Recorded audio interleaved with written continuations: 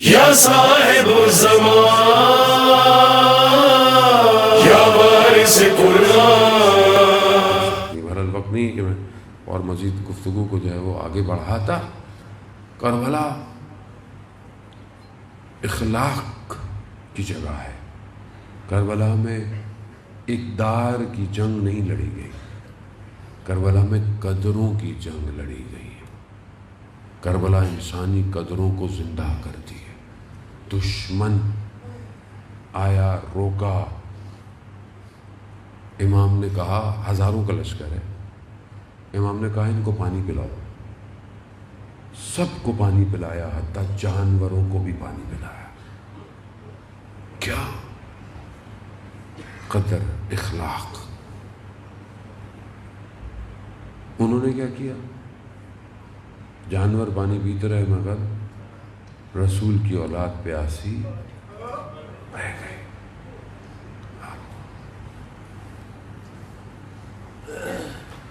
اللہ اکبر.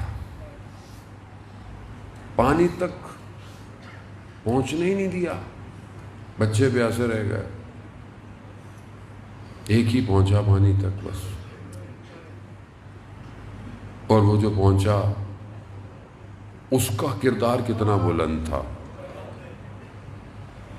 پانی پی سکتا تھا لیکن با وفا ہے نا. ایثار، قربانی، یہ سب حضرت عباس کے نام میں سمٹ جاتی ہے.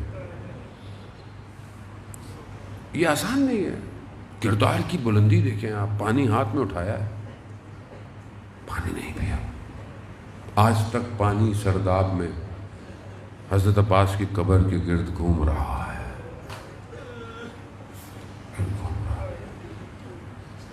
روز عاشورہ ایک ایک کر کر جب سب چلے گئے، حضرت عباس آئے، اپنے مولا سے کہا مولا مجھے جنگ کی اجازت دے. کہا عباس تم میرے لشکر کے سردار ہو، تم میرے علمدار ہو. حضرت عباس کہتے ہیں مولا وہ لشکر کہاں جس کا میں سردار ہوں؟ لشکر نہیں بچا.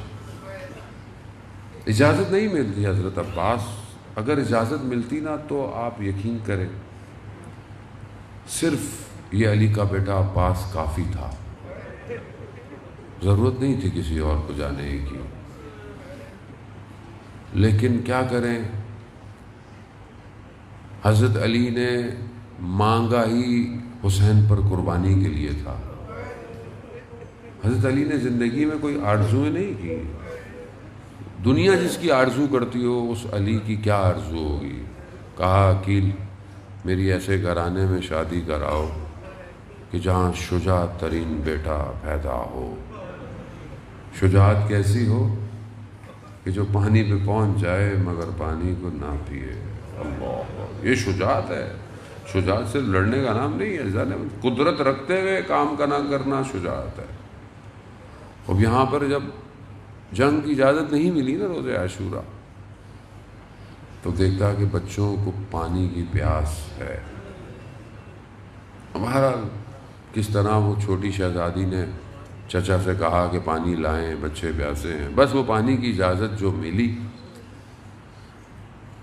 آیت اللہ جوادی عاملی بیان کرتے ہیں جان محترم کہ بڑی سخت، جس خیمے میں مشکیزیں رکھے ہوتے تھے نا، ایک خیمہ تھا جس میں مشکیزیں ہوتے تھے.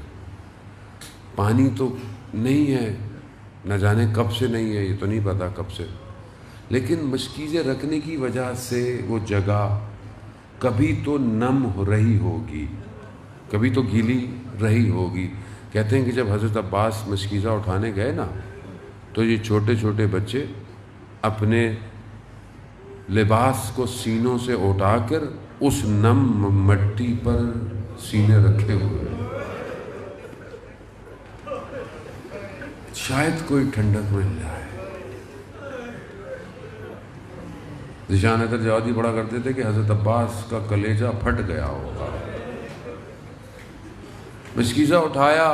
مصائب آپ سنتے رہتے ہیں، میں تو بہر عرض ادب کر رہا ہوں اور گناہ گار ہوں، خطا کار ہوں، لیکن میں نے علماؤں سے سنا ہوا ہے کہ جب حضرت عباس کے مصائب پڑھے جائیں تو وقت کا امام تشریف لاتا ہے. یا امام زمان ہم خطا کار ہیں، ہم گناہ گار ہیں، میری زبان میں تاثیر بھی نہیں ہے اتنی، نہ میرا عمل اتنا اچھا ہے، لیکن شاید ان آپ کے جد کے غم میں آنے والوں میں سے کوئی نیک آدمی ہوگا، آپ اسی کی وجہ سے مجلس میں آ جائیے، ایک نظر کرم ہم پر بھی کیجیے. ہاں عزیزان محترم، حضرت عباس مشکیزہ اٹھایا اور چلے نہر کی طرف. کوئی روک نہ سکا حضرت عباس کو. کئیوں کو جہنم واصل کیا، شریعہ تک پہنچ گئے، پانی تک پہنچ گئے. مشکیزہ بھرا، پانی ہاتھ میں لیا. 21 رمضان کی شب یاد آ گئی جب بابا نے کہا تھا کہ عباس پانی تک پہنچ جاؤ گے مگر یاد رکھنا حسین پیاسا ہوگا. پانی کو پانی پر مار دیا عباس نے. اب خیموں کی طرف کا رخ ہے. عباس کیا چاہتا ہے؟ حضرت عباس کی امید یہ مشکیزہ ہے کہ یہ خیموں تک پہنچ جائے. اب دوڑایا جا رہا ہے.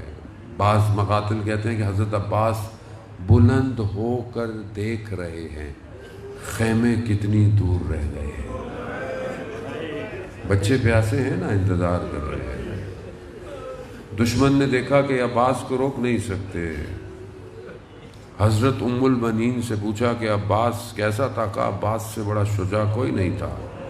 کہا تو پھر کیسے ہوا کہ اتنا بھاری لوہے کا گرز جو ہے وہ حضرت عباس کے سر پہ کیسے لگا؟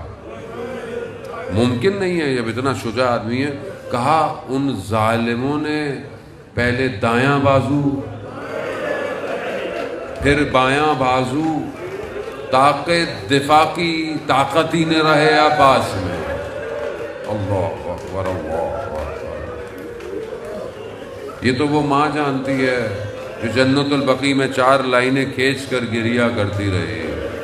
جب آیا نا بشیر ندا کرتا ہوا مدینے میں کہ یہ ہو گیا، کہا یہ بتاؤ کہ جب امام حسین شہید ہوئے تو عباس زندہ تھا؟ کہا نہیں، عباس پہلے شہید ہو گئے. کہا وہی تو میں نے کہا، عباس کے ہوتے ہوئے حسین شہید ہو جائے. اللہ، کتنا اعتماد تھا ماں کو اپنے لال پر.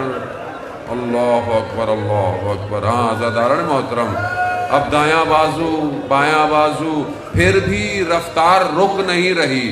دشمن دیکھ رہا ہے کہ ماجرا کیا ہے. کہا یہ مشکیزہ ہے جو لے کے جا رہا ہے. ایک تیر آیا. چند تیر بڑے ظالم ہیں کربلا کے. ایک تیر جو حضرت علی اصغر کو لگا، ایک تیر جو امام حسین کی پیشانی پر لگا، اور یہ ایک تیر جو اس مشکیزے پر لگا. پانی بہہ گیا، عباس کی امیدیں بہہ گئی. گھوڑا بھی باوفا ہے، اس نے خیموں کا رخ چھوڑ دیا.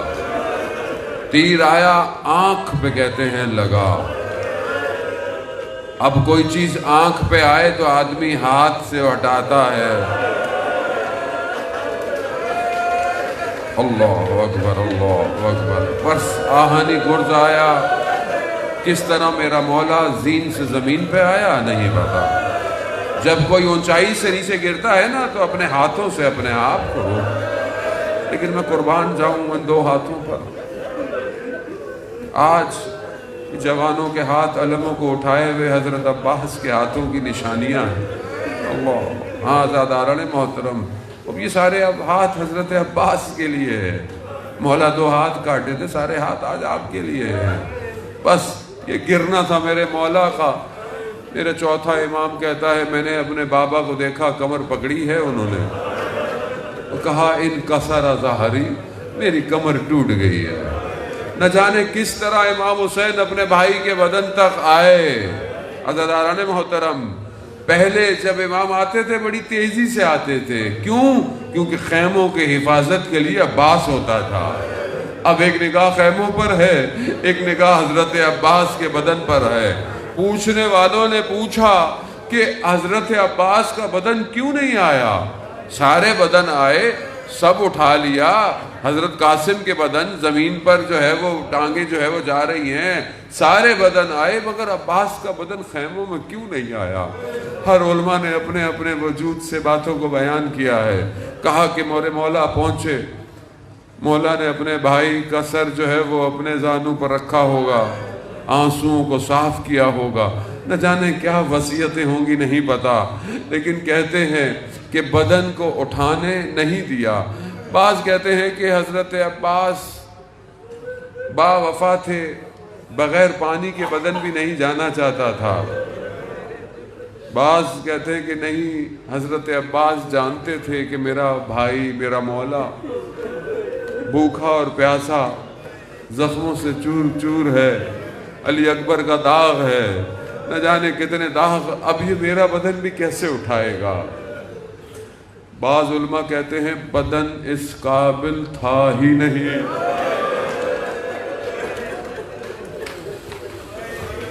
یہ ٹکڑے بکھرے ہوئوں کو حسین کیسے سمیٹے؟ آزادارن محترم، بس آخری جملہ اور آپ سے التماس دعا کہوں گا، اب یہ تو ہو گیا، اب وہ علم اٹھایا اور خیموں کی طرف جا رہا ہے، بچوں کی امیدیں ہیں، علم آ رہا ہے۔ جب دیکھا اس چھوٹی شہزادی نے، کہا بابا چچا کہاں گئے؟ کہا چچا نہر فرات کے کنارے پڑے رہے۔ ایک عالم دین بہت بڑے آیت اللہ کے ساتھ، ایک معمار جو قبروں کو بناتا تھا، کہتا ہے نیچے سرداب میں پہنچا، اب وہ قبر کو دیکھتا تھا، اس آیت اللہ کو دیکھتا تھا، پھر قبر کو دیکھتا تھا، پھر آیت اللہ۔ کہا کیا دیکھتے ہو؟ کہا میں نے تو سنا تھا عباس کا قد اتنا بلند تھا کہ جب گھوڑے پر بیٹھتے تھے تو پاؤں زمین پر ٹھکراتے تھے، یہ قبر تو کسی چھوٹے سے بچے کی لگتی ہے۔ اس نے کہا کیا بتاؤں، بدن میں جو بچا تھا وہی